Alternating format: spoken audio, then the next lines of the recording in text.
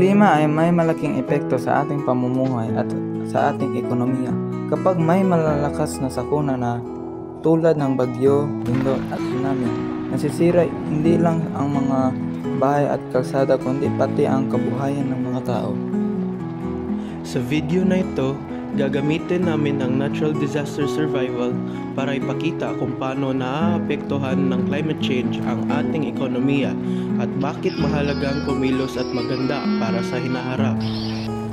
Ang bagyo ay nagdadala ng malakas na ulan at hangin na sumisira sa mga bahay, pananim at negosyo.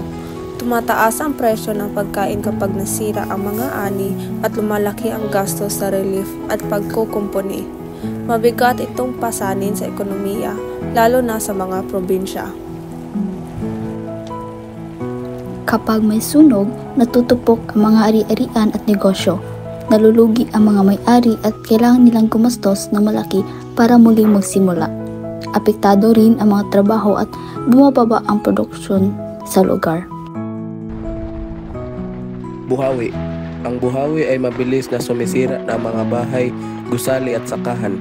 Nawawala ang hanapbuhay ng maraming tao at gumagastos ng malaki ang gobyerno para sa tulong at pagbangon. Bumabagalan ang pag-unlad ng ekonomiya kapag madalas ang ganitong sakuna. Ang lindol ay sumisira sa mga negosyo, kalsada at serbisyo. Nasisira ang mga gusali at pabrika kaya humihinto ang produksyon. Malaking pondo ang kailangan para sa pag-aayos at bumababa ang kita ng bansa o komunidad. Kapag may tsunami, nawawasak ang mga bahay, kalsada at mga negosyo sa tabing dagat. Malaking halaga ang kailangan para sa pagkukumpuni at pagbangon. Bumababa rin ang turismo at nawawala ng hanapbuhay ang mga tao kaya bumabagsak ang ekonomiya ng lugar. Kapag may landslide, nasisira ang mga taniman, kalsada at kabuhayan ng mga nakatira sa bundok at paanan nito.